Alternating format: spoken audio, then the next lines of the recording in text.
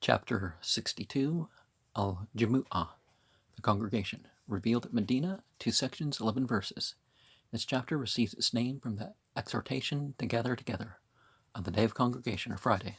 The first section, after stating that the Prophet was a purifier of his immediate followers as well as those who would come later on, warns the Muslimin of the dangers which brought about the downfall of the Jewish nation. They had with them the letter of the law, but were not true to its spirit. The reason for this was that they gave themselves up to worldly occupations and did not even observe their Sabbath. Now, I've seen that there's a community that doesn't do the evening Sabbath services half the year. They pick a particular time. They don't do them in the evening, unless it just happens to fall on that time, which was set apart for the religious devotion. The second section enjoins the Muslimin not to neglect their prayers in congregation, and the congregation of Friday is especially spoken of. The date of the revelation of the chapter may be assigned to the first year of the Hijrah. Chapter 63, Al-Munafiqun, the hypocrites, revealed at Medina, 2 sections, 11 verses. The entire chapter, as its name shows, deals with the hypocrites and condemns hypocrisy. The first section speaks of their false promises and their desire to see Islam abased and wiped out, while it also speaks of them giving testimony but actually denying. While the second section concludes with an exhortation to the Muslimin to be sincere and not to be led away by the love of wealth and children, the date of the revelation may be assigned to a time when the hypocrites became separated from the believers, which first took place in the Battle of Uhud, and therefore it was probably in the third year, Al-Hijrah, that it was revealed. Chapter 64, Al-Tagabun, the manifestation of losses, revealed at Medina, 2 sections, 18 verses. This chapter not only warns the disbelievers of the evil consequences of their deeds, but also exhorts the believers to continue their march towards spiritual advancement, not permitting worldly attractions to interfere in the necessary attainment of perfection. The chapter is appropriately called the manifestation of losses, because not only will disbelievers find their losses manifested on a certain day, but believers will also find such losses manifested if they have been remiss in fulfilling their obligations. The first section, after referring to Allah as being the creator of both believers and disbelievers, warns the disbelievers of the consequences of their evil deeds in the day of resurrection. The second section exhorts the Muslimin to be obedient to the messenger and not to be led in a wrong course by worldly allurements. There is a difference of opinion as to whether this chapter is of Meccan or Medinan origin. The majority incline to the latter opinion. Internal evidence shows it to be an early Medinan revelation. Chapter 65, At-Talaq, the divorce, revealed at Medina, 2 sections, 12 verses. This chapter deals with certain rules regarding divorce in its first section and is accordingly entitled Divorce. The second gives an unmistakable warning to the opponents and shows that the Prophet had brought them light. The law of divorce had already been given to the Muslimin in the second chapter, but its misuse called for additional directions. The date of revelation may be assigned approximately to the 6th year of the Hijrah, when the incident referred to in the first verse is said to have taken place. Chapter 66, At-Tahrim, the prohibition, revealed at Medina, 2 sections, 12 verses. This chapter, called the prohibition, the title being taken from the statement made in the first verse that the Prophet, as well as those who follow him, should not forbid themselves what Allah has made lawful. The incident referred to is no other than the Prophet's temporary separation from his wives and the arrangement of chapters, the chapter on divorce being followed by the chapter on temporary separation, corroborates this conclusion. The first section of the chapter speaks of the relations of the Holy Prophet with his wives, while the second speaks of the progress to be made by the faithful followers. Now, there's 2 incidences that are narrated in connection to the opening of this chapter, and they can both equally apply. The connection between these two sections may not be clear to a superficial reader. The word zawj, which means a wife or husband, also signifies an associate or comrade, and the spiritual relation between a prophet and a true follower of his is often metaphorically compared to the relation subsisting between husband and wife. It should also be noted that disbelievers and believers are, in the concluding verses of the section, compared to women, the wives of Noah and Lot on the one hand, and the wife of Pharaoh and Mary, the mother of Jesus, on the other. The date of the revelation of this chapter may be placed about the year 7 Al-Hijrah, which is the probable date of the separation. Chapter 67 starts part 29. Al-Mulk, the kingdom. Revealed at Mecca, 2 sections, 30 verses. The title of this chapter is taken from the statement contained in the verse. The kingdom is in the hands of Allah. The evident conclusion of which is that the kingdom, which was known as the kingdom of God in prophetical language, was now about to be established on earth. Attention is then called to the perfect working of divine laws in physical nature, and from this inference is drawn that, as one law is working in the physical universe, there is another law relating to good and evil working in the spiritual realm. The second section speaks of the doom that awaits the disbelievers because of their ungratefulness to the divine being. And another definition of kufr is ungratefulness. Another English word to express that. From here to the end, there are 48 chapters, and all these were revealed at Mecca, with the single exception of chapter 110, which belongs to the Medinan period of revelation, though it too was revealed at Mecca when the Holy Prophet was there on his last pilgrimage. All of them, sometimes in plain and sometimes in metaphorical language, contain prophecies of the greatness to which Islam would rise and the failure of opposition. While they mostly belong to the earliest period of the Holy Prophet's revelation, the prophecies contained in them very often relate to the distant future of Islam, and are certainly not limited to the prevalence of Islam in Arabia or to the lifetime of the Holy Prophet. While the distinct character of each chapter will be dealt with in its usual introductory note, these few words will suffice as to their general character and their relation towards each other. Chapter 68. Al-Qalam, the pen. Revealed at Mecca, 2 sections, 52 verses. When the Holy Prophet delivered his message, the disbelievers first called him a madman. They stand of the pen, and all writings are called to bear witness to the fact that the utterances of the Prophet are not those of a madman. Since this chapter is called the pen, the first section closes with a parable clearly foretelling that all the struggles of the Meccans against the Holy Prophet will be a complete failure, and that they will, in the end, regret what they did. The second section lays stress on the knowledge of the future, which was revealed through the Holy Qur'an.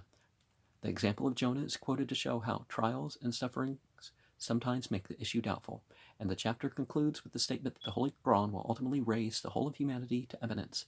In this chapter, which is admittedly one of the earliest revelations, it should be noted that the message of the Holy Qur'an is declared to be meant for all nations.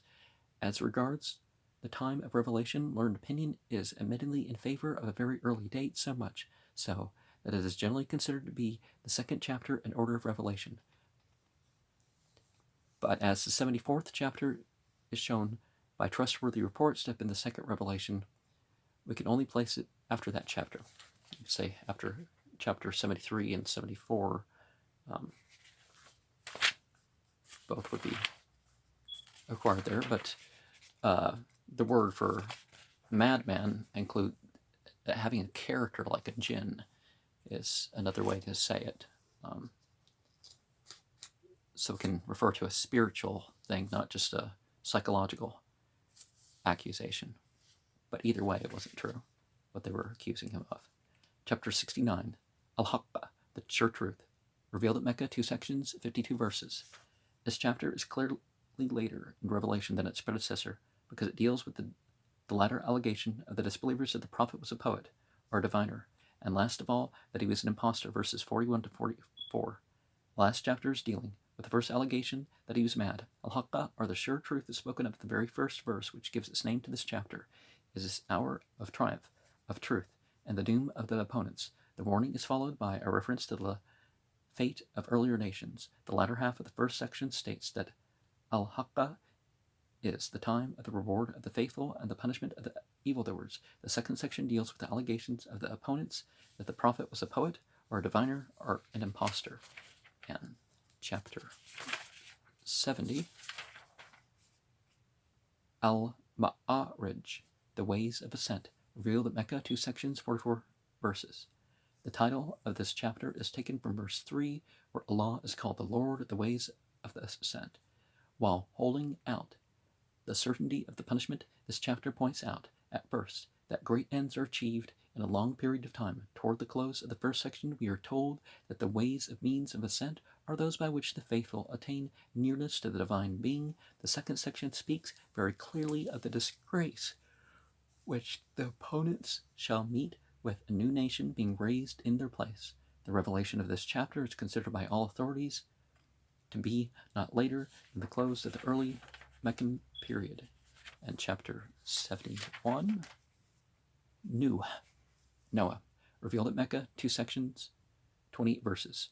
The threat of certain punishment contained in the last chapter is herein followed by an example. The entire chapter is devoted to the preaching of Noah, after whom it is named, and his prayer that the transgressors may be destroyed, so that evil may not prosper on earth.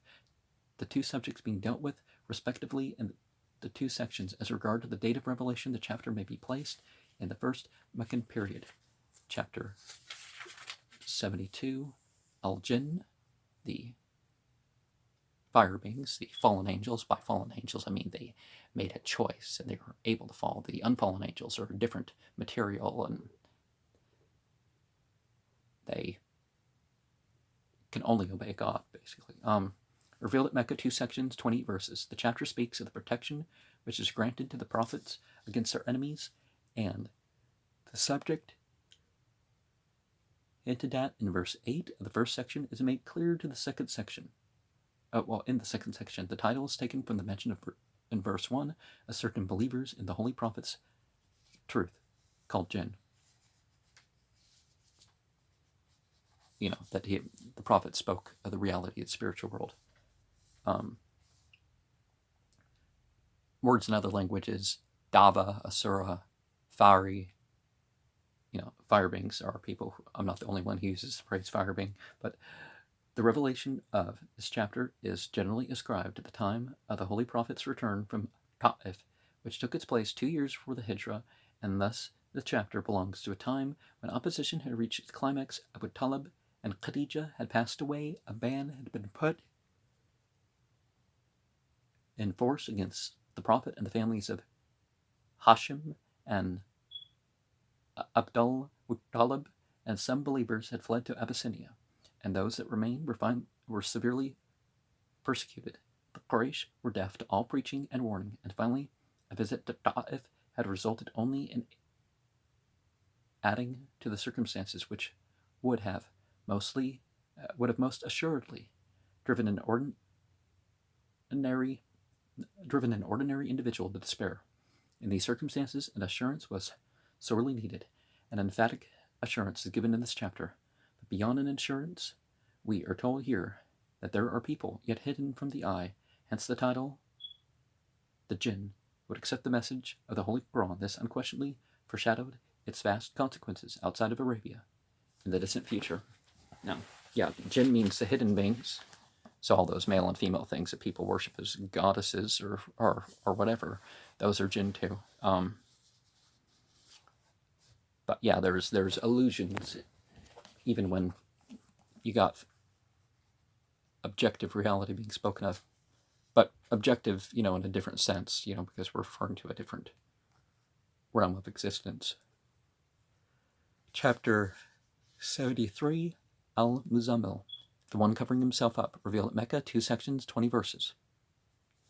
The chapter receives its title from the Holy Prophet's description in the first verse as one who covered himself up. The various significances of that word are given in the footnote on that verse. But having regard to the subject matter of this verse, which enjoins prayer, the word muzammil signifies one who's prepared himself for prayer.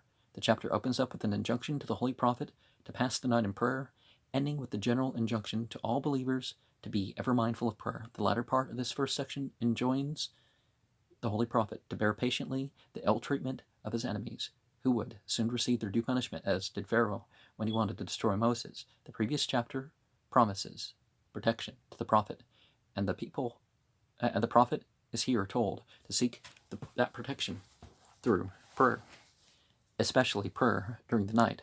The revelation of this chapter belongs to the early Meccan period, and the commentators generally think it to be one of the earliest revelations, being, according to some, the third in order of revelation. General opinion, however, represents the last verse, which forms the second section of this chapter, to have been revealed at Medina, because fighting in the way of Allah is mentioned there.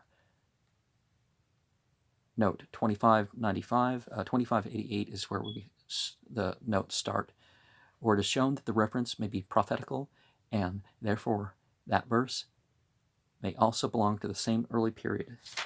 And that would be verse 20. Chapter 74, Al-Mudaththir, the one wrapping himself up, revealed at Mecca, 2 sections, 56 verses. This chapter is by general consent admitted to be the second in order of revelation. A period probably of 6 months had elapsed since the first revelation before the second was received, and this period is known as the Fatra, or intermission. This period of Fatra pressed heavily on the Holy Prophet, and he was greatly grieved on account of this intermission. Once more, however, after the Fatra had passed away, the angel of the Lord appeared to him, and the prophet sought to wrap himself up in his clothes, hence the title. He is told not to seek seclusion, but to arise and warn a people sunk low in vice and immorality. And thus, while the previous chapter tells the prophet how to attain to perfection through prayer to God, here he is told to make others perfect by warning them of the evil consequences of their evil deeds. Well, the consequences are just, but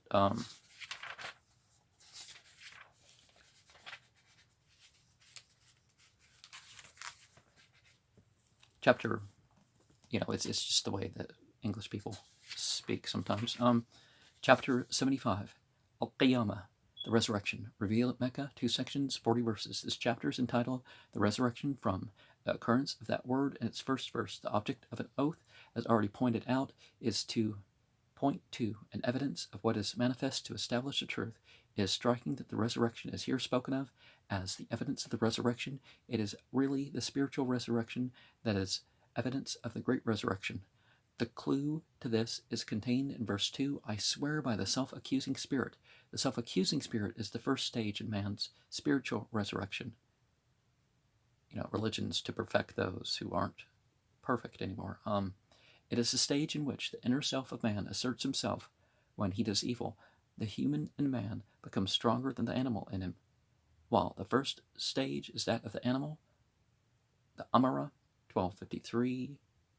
The second may be properly called the human stage. The third stage, that of the growth of the divine in man, is called the Mutma'inna, 8927. The awakening of the spiritual in man is thus spoken of as being an evidence of the great resurrection, while the resurrection referred to in verse 1 is the rising to life, spiritual, of dead humanity brought about through the prophet. The revelation of this chapter must be placed at a very early date. Now, when we see divine in man, we're not saying that humanity is part God or something like that. We're saying that in accord with the divine, that's manifesting the divine commands without any objection or whatnot whatsoever. Spiritually sound, in other words. Chapter 76, Al-Insan, the man. And, of course, we're using gender neutrals here, so we're talking human, revealed also called the Dahr, the time.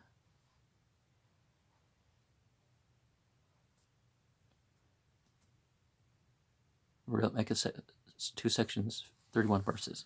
The last chapter, having shown the truth of resurrection, this deals with man's attainment to perfection, which is the true object of his life, and is called the man. The word in itself occurring in the opening verse of the chapter. The first section shows how man is created out of nothing, and then the way to perfection is pointed out to him. It is then shown that in the attainment of perfection there are 2 stages. The first stage being the perfect suppression of all evil tendencies, or the stage of attaining to sinlessness, but the goal lies far beyond. It is the way uphill.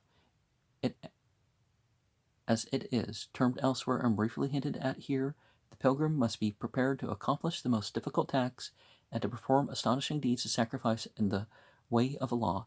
The second section shows that if those addressed by the Holy Prophet do not accept his message, Allah will cause another people to take their place. For Al-Qur'an, being the perfect revelation of the Almighty, must accomplish the object which has set before itself, and that object is none other than to enable humanity to attain perfection. Its revelation belongs to a very early Meccan period. Chapter 77. Al-Mursalat, those sent forth, revealed at Mecca, 2 sections, 50 verses. This chapter is, as it were, a supplement to the one that precedes it, for while it is shown therein how the righteous attain perfection, being the acceptors of the message, here the fate of the rejectors is made clear. Those sent forth are the divine messengers, the rejection of whose message brings evil consequences, and that word, occurring in the first verse, gives its name to that chapter. The 4th year of the call is regarded as the probable date of the revelation of this chapter. Chapter 78. Al-Naba, the announcement, revealed at Mecca, 2 sections, 40 verses. The chapters entitled Al-Naba are the message of importance, and the important message which it gives to humanity is that God will give life to a dead earth through a prophet. The day of decision is again spoken of here to show that truth will ultimately triumph, and opposition to it will meet with its doom. Its revelation belongs to the early Meccan period. Chapter 79. Al-Naziat, those who yearn, revealed at Mecca, 2 sections, 46 verses. This chapter is entitled Al-Naziat, which word occurs in the first verse as being a description of the groups or parties of the faithful who are destined to bring about a transformation in the world. Their chief characteristics are mentioned in the first 4 verses as being those who yearned ardently after God and who went forth cheerfully, braving all opposition, then ran swiftly in the cause of truth, and went ahead of all such communities who had a similar yearning in the past and regulated affairs. And these verses are followed by predicting the great revolution which would be brought about by their exertions. It is an early Meccan revelation. Chapter 80. Abasa, he frowned, revealed at Mecca, 42 verses, opening with a touching incident as to how a blind man interrupted the Holy Prophet's conversation with some of the chiefs of the Quraysh, and how the Prophet frowned at this interpretation, although the Shia narrated that it was someone else.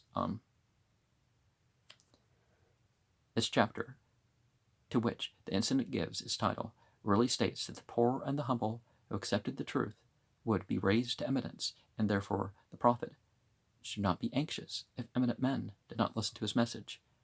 The chapter thus speaks of the greatness to which Al-Qur'an would raise its followers, and of its conquest in the far future. It is admittedly one of the very early revelations. And was it Umar that was narrated? Because Umar actually is one of those that said stuff that would have actually connected to such an action. But chapter 81, Al-Takwir, the folding up. Well, reaction is more of a way to say that. This chapter is entitled Al-Takwir, or the folding up.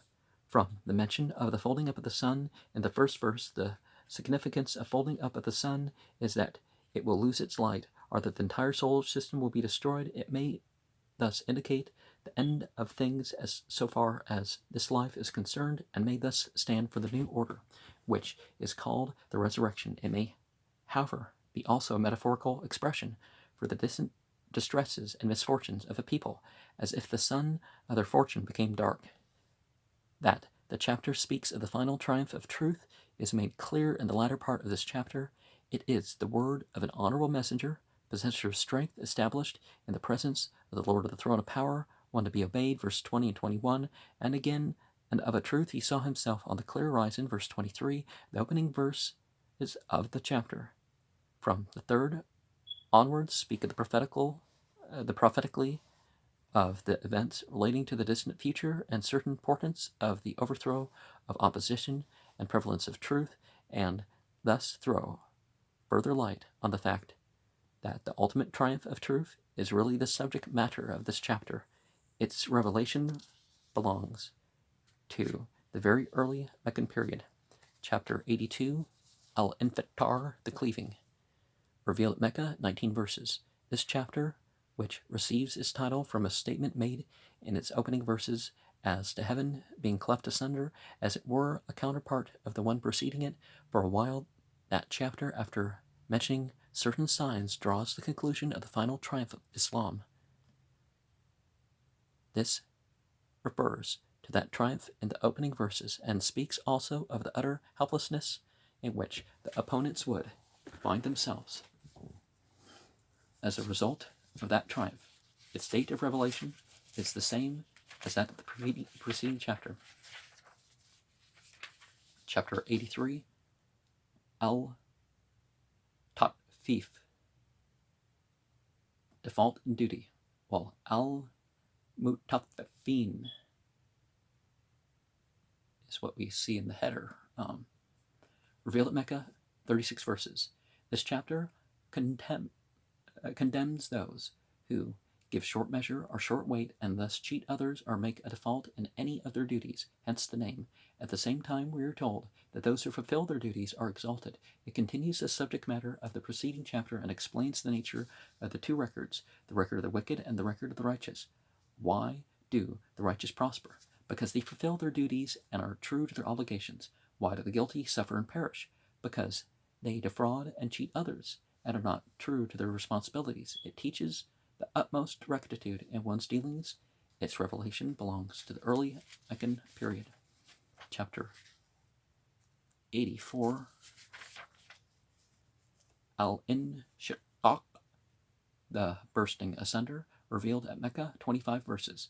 The chapter receives its title from the statement made in the opening verse as to the bursting asunder of the cloud. The subject matter is similar to that of the previous chapter.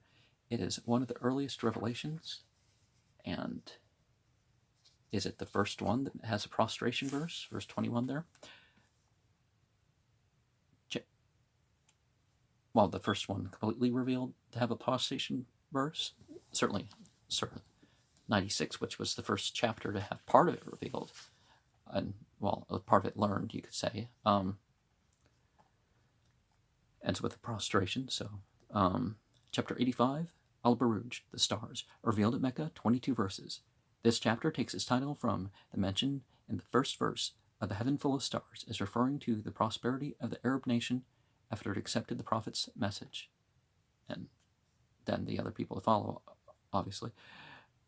Well, at least their spiritual success. The prophet himself spoke of his companions as stars.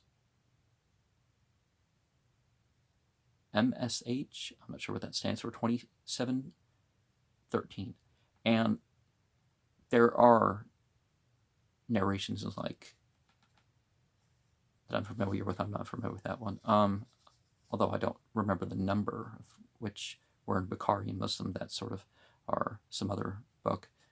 A lot of the narrations are, but I get the general picture. A reference to past history is introduced to show that if they rejected the prophet's message and opposed it, their end would be the same as the end of previous opponents of truth. This chapter is one of the very early Revelations, chapter 86. Atara, the comer by night, revealed at Mecca, 17 verses. This chapter states how great were the difficulties which the prophet had before him in bringing light to a benighted world, and it is for this reason that he is called the comer by night. In the first verse, this description giving the chapter its name, he appeared at a time of total darkness, and is compared to one who stood in need of knocking at the doors, which were shut against him. But he is given the comfort that a spiritual resurrection will be brought about. Before his advent, the whole world was submerged in a gulf of ignorance, and the night had lasted for fully 600 years, and it was no easy task to awaken the world from such a long and deep sleep. That the Holy Prophet was acquainted with the difficulties of his task is borne out by this chapter, which is classed among the earliest revelations. The reference to plans in verse 15 and 16 does not show that this part was revealed later. For a while it is true that the plans against the prophet's life were formed very early. The reference in these verses may be prophetical.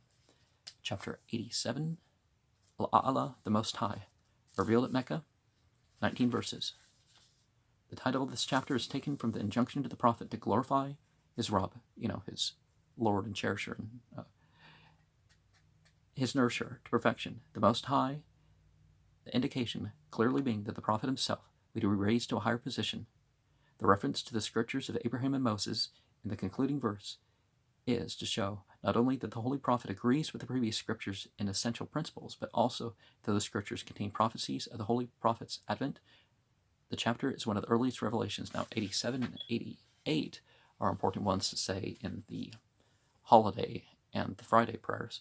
Chapter 88, Al-Ghashiyah, the overwhelming event, revealed at Mecca, 26 verses. The overwhelming event, who's mentioned the first verse, supplies a name to this chapter, is the doom of the opponents in this life and their punishment in the hereafter. The date of revelation is placed about the 4th year of the prophet's call.